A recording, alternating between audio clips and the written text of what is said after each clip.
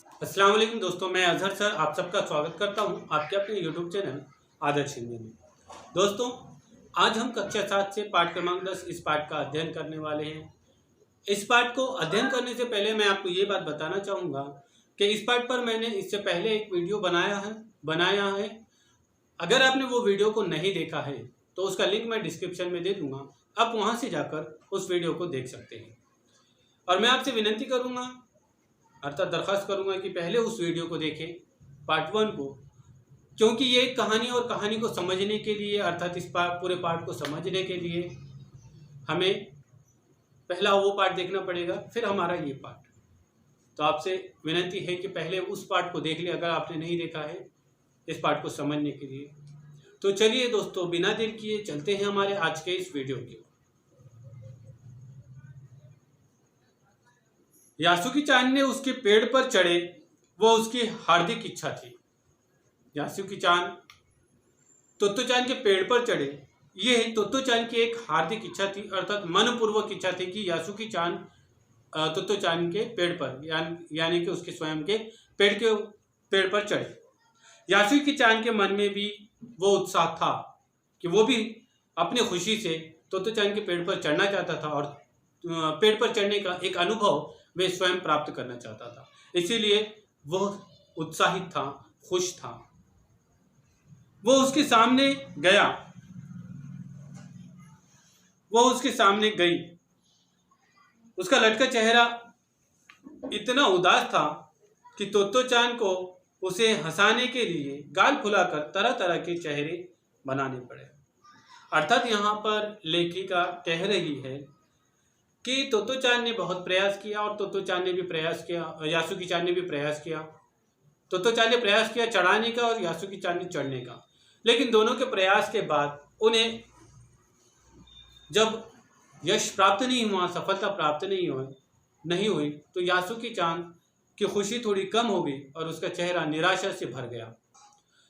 जब तोत्तो चान ने उसके चेहरे को देखा, उसके सामने के चेहरे को देखा, तो उसका निराशा भरा हुआ चेहरा देखकर उसको हंसाने के लिए तोत्तो चान ने गाल फुलाकर तरह तरह के चेहरे, हंसने योग्य चेहरे बनाने लगी ताकि यासुकी चान की निराशा है उसको दूर कर सके। इसी कारण वो तरह तरह के गाल फुलाकर तरह तरह के चेहरे बनाने का प्रयास करने लगी और यासुकी चान को हंसाने का प्रयास करने लगी। ठहरो, एक बात सूझी है। तभी तोत्तो चान को एक नया आइडिया, एक नई बात सूझती है और वो फिर चौकीदार की छप्पर की ओर दौड़ी और हर एक चीज उलट पुलट कर देखने लगी। आखिर उसे एक तिपाई सीढ़ी मिली जिसे थामे रहना भी जरूरी नहीं था। अर्थात वे जब चौकीदार के छप्पर की ओर जाती है और वहां पर वो बहुत सारी चीजें ढूंढने लगती है, तब उसको एक चीज मिलती है जो तिपाई सीढ़ी थी, जो एक टेबल के रूप में पाई जाती है, जिसे पकड़े रहना जरूरी नहीं होता, तो उसे वे सीढ़ी मिली। वो तिपाई सीढ़ी को घसीट कर ले आई तो अपनी शक्ति पर हैरान होने लगी। तिपाई की ऊपरी सीढ़ी द्विशाखा तक पहुंच रही थी। उस तिपाई सीढ़ी को उसने उस छप्पर से लेकर घसीटती हुई अपने पेड़ तक लेकर आई तो उसे अपनी शक्ति पर भरोसा नहीं होने लगा। वो स्वयं अपनी शक्ति पर हैरान होने लगी। अब जब वो तिपाई सीढ़ी को अपने पेड़ पर लगाती है तो वो तिपाई सीढ़ी उसकी जो द्विशाखा है, उसके पेड़ की जो द्विशाखा है, वहां तक उसका पहुंच रही थी ऊंचाई। और ये तोत्तो चान और यासुकी चान के लिए बहुत अच्छी बात थी, क्योंकि पेड़ पर चढ़ना और आसान हो चुका था इनके लिए। देखो, आप डरना मत, उसने बड़ी बहन की सी आवाज में कहा। ये डगमगाएगी नहीं। अब जब यासुकी चान के लिए वो सीढ़ी लेकर आए और पेड़ पर लगा दी, अब थोड़ा रास्ता जो कठिन था उनका चढ़ने का, वो रास्ता आसान हो चुका था। अब उसने एक बड़ी बहन की तरह यासुकी चान को कहा, देखो आप डरना नहीं, अर्थात अब अपने दिल में डर मत रखो। अब ये सीढ़ी डगमगाएगी नहीं, अर्थात गिरेगी नहीं, हलेगी नहीं। अब तुम अपनी ताकत से चढ़ना, तुम्हें आराम करना चाहिए, तुम्हें डरना नहीं चाहिए। इस तरह से वो समझाती हुई, एक बड़ी बहन की तरह समझाती हुई वो कहने लगी यासुकी चान से। यासुकी चान ने घबरा कर तिपाई सीढ़ी और पसीने से तरबतर तोतो चान की ओर देखा। उसे भी काफी पसीना आ रहा था। उसने पेड़ की ओर देखा और तब निश्चय के साथ पांव उठाकर पहली सीढ़ी पर रखा। जब यासुकी चान तोतो चान यासुकी चान को समझा रही थी, तब उसे उसके मन में घबराहट थी कि मैं कैसे चढ़ूं उस पेड़ पर। तब उसने यासुकी चान को देखा, उस सीढ़ी को देखा और घबरा कर वो खुद पसीने से तरबतर हो गया था। फिर भी उसने पेड़ को जब देखा तो उसकी हिम्मत बढ़ी और उसने बड़ी हिम्मत के साथ अपना पहला कदम उठाया और उसने अपना पहला कदम उस सीढ़ी तिपाई सीढ़ी के पहली सीढ़ी पर रखा। उन दोनों की ये बिल्कुल भी पता न चला कि कितना समय यासुकी चान को ऊपर तक चढ़ने में लगा। सूरज का ताप उन पर पड़ रहा था, पर दोनों का ध्यान यासुकी चान के ऊपर तक पहुंचने में रमा था। तोतो चान ने नीचे से उसका एक एक पैर सीढ़ी पर धरने में मदद कर रही थी। अपने सीट से वो उसके पिछले हिस्से को भी स्थिर करती रही। यासुकी चान को पूरी शक्ति के साथ जूझ रहा था और आखिर वो ऊपर पहुंच गया। वे दोनों यासुकी चान को चढ़ाने में मग्न थे। उन्हें सुबह से दोपहर हो गई, अर्थात सूरज का ताप बढ़ने लगा, गर्मी बढ़ने लगी। उनको यह तक ध्यान न था, बस उनका ध्यान एक ही जगह पर रमा था कि यासुकी चान को अपने पेड़ पर चढ़ाना है। वे दोनों इसी प्रयास में लगे हुए थे। उन्हें ना वक्त का पता चल रहा था और ना कोई चीज का, बस वो दोनों चढ़ने के प्रयास में थे। तो यासुकी चान को चढ़ाने के लिए तोतो चान ने बहुत प्रयास किया, उसको उसके बैलेंस को संभाला, उसे स्थिर रखा और एक एक कदम उस तिपाई सीढ़ी के ऊपर रखती गई, उसे मदद करती रही कि वे उसके पेड़ पर चढ़ जाएं। और हुआ भी ऐसे ही कि उनकी परिश्रम, तोतो चान की सहायता परिणामकारक सफल हुआ कि यासुकी चान पेड़ तक पहुंच गया, पेड़ पर पहुंच गया। हुर्रे! पर उसे अचानक सारी मेहनत बेकार लगने लगी। तोतो चान तो सीढ़ी पर से छलांग लगाकर द्विशाखा पर पहुंच गई, पर यासुकी चान की सीढ़ी से पेड़ पर लाने की हर कोशिश बेकार रही। यासुकी चान सीढ़ी थामे तोतो चान की ओर ताकने लगा। तोतो चान की रुलाई छूटने को हुई। उसने चाहा था कि यासुकी चान को अपने पेड़ पर आमंत्रित कर तमाम नई नई चीजें दिखाए। अब यहाँ पर बताया जा रहा है कि जब सीढ़ी पर वो चढ़ गई, अब सीढ़ी पर से सिर्फ द्विशाखा तक, पेड़ की द्विशाखा तक जाने के लिए तोतो चान ने तो छलांग लगाकर उस द्विशाखा पर पहुंच गई। लेकिन अब यासुकी चान का कैसा? तो यासुकी चान छलांग नहीं लगा सकता था। तो तोतो चान को ऐसा महसूस होने लगा कि इतनी जो परिश्रम उन्होंने की है, इतना जो उन्होंने प्रयास किया, वो सब बेकार हो गया। अब तोतो चान के रोने रुलाने की सी सूरत हो गई थी, अर्थात उनकी सारी जो मेहनत थी वो बेकार हो गई थी। तो वो रोती सूरत हो गई थी कि वो उसे रोना आ रहा था, लेकिन वो रोई नहीं।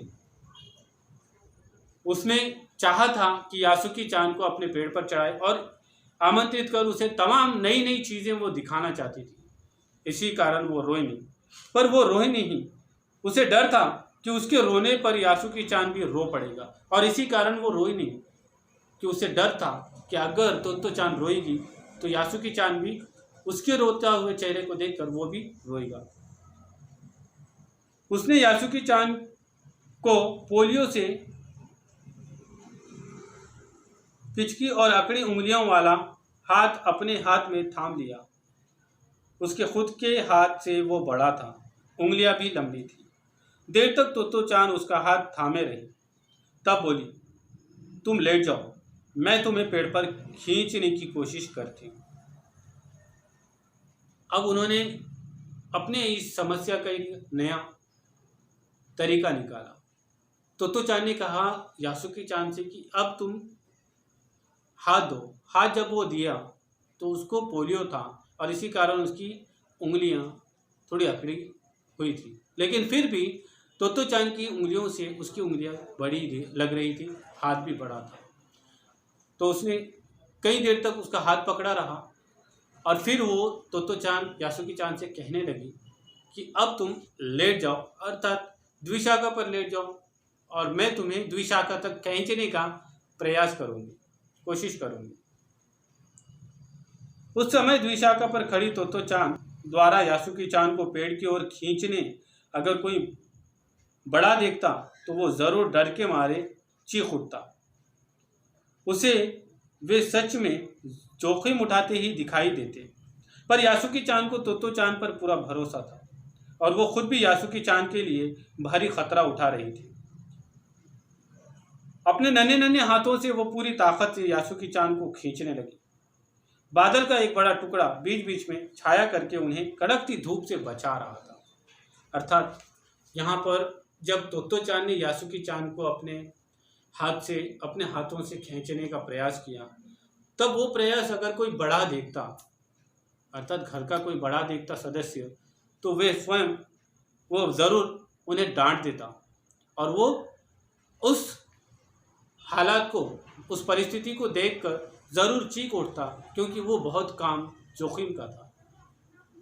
पर यासुकी चान को तोतो चान पर बहुत विश्वास था, और होता भी क्यों ना, क्योंकि तोतो चान यासुकी चान के लिए बहुत खतरा उठा रही थी, बहुत जोखिम उठा रही थी। दोनों का विश्वास अटल था, इसी कारण वे दोनों प्रयास कर रहे थे। लेकिन वहां पर यह भी दर्शाया जा रहा है कि जब दोपहर का वक्त हो गया, कड़कती धूप में बीच बीच में उनके ऊपर एक साया अनुरूप बादल भी आ रहे थे। लेकिन दोनों का प्रयास बस पेड़ पर चढ़ने में ही लगा हुआ था। काफी मेहनत के बाद दोनों आमने सामने पेड़ की द्विशाखा पर थे। बहुत देर मेहनत करने के बाद, परिश्रम करने के बाद तोतो चान और यासुकी चान द्विशाखा पर आमने सामने खड़े थे, अर्थात वहां पर थे। पसीने से तरबतर अपने बालों को चेहरे पर से हटाते हुए तोतो चान ने सम्मान से झुककर कहा, मेरे पेड़ पर तुम्हारा स्वागत है। अर्थात जब यासुकी चान पेड़ पर चढ़ने पर सक्षम हो गए, दोनों परिश्रम सफलतापूर्वक वो सफलता हासिल की, तो तोतो चान ने यासुकी चान को स्वागत करते हुए बड़े अदब से सर को झुकाते हुए उसे कहने लगी कि आपका मेरे पेड़ पर स्वागत है। यासुकी चान डाल के सहारे खड़ा था। कुछ झिझकता हुआ वो मुस्कुराया। तब उसने पूछा, क्या मैं अंदर आ सकता हूँ? अब जब तोतो चान ने उसे वेलकम किया, स्वागत किया, तो यासुकी चान ने भी अपना जो कर्तव्य था उसने वो पूरा किया कि द्विशाखा के सहारे खड़ा रहा और उसने तोतो चान से अनुमति ली, परमिशन ली, क्या मैं अंदर आ सकता हूँ, जिस तरह की वहाँ पर परंपरा थी, रीत थी। उस दिन यासुकी चान ने दुनिया की एक नई झलक देखी थी जिसे उसने पहले कभी ना देखा था। तो ऐसा होता है पेड़ पर चढ़ना, यासुकी चान ने खुद होते हुए कहा। वे बड़ी देर तक पेड़ पर बैठे बैठे इधर उधर की गप्पें लड़ाते रहे। मेरी बहन अमेरिका में है, उसने बताया है कि वहाँ एक चीज़ होती है, टेलीविज़न। यासुकी चान उमंग से भरा बता रहा था। वो कहती है कि जब वो जापान में आ जाएगा तो हम घर बैठे बैठे ही सोमू कुश्ती देख सकेंगे। वो कहती है कि टेलीविज़न एक डिब्बे जैसा होता है। तोतो चान उस समय यह तो समझ नहीं पाई कि यासुकी चान के लिए जो कहीं भी दूर तक चल नहीं सकता था, घर बैठे चीज़ों को देख लेने के क्या अर्थ होंगे। वो तो यही सोचती रही कि सोमू पहलवान घर में रखे किसी डिब्बे में कैसे समा जाएगा। उनका आकार तो बड़ा होता है, पर बात उसे बड़ी लुभावनी लगी। उन दिनों टेलीविज़न के बारे में कोई नहीं जानता था। पहले यासुकी चान ने ही तोतो चान को उसके बारे में बताया था। पेड़ मानो गीत गा रहे थे और दोनों बेहद खुश थे। यासुकी चान के लिए पेड़ पर चढ़ने का ये पहला और अंतिम मौका था। तो यहाँ पर लेखिका ने बताया है कि जब वे दोनों पेड़ पर चढ़ गए तो तोतो चान और यासुकी चान बहुत खुश थे। अब तोतो चान ने पहला अनुभव लिया था, तो यासुकी चान ने पहला अनुभव लिया था, तो तोतो चान से वो कहने लगा कि ऐसा होता है पेड़ पर चढ़ना। फिर वे दोनों शाखा पर बैठे हुए इधर उधर देखते हुए इधर उधर की बातें करने लगे।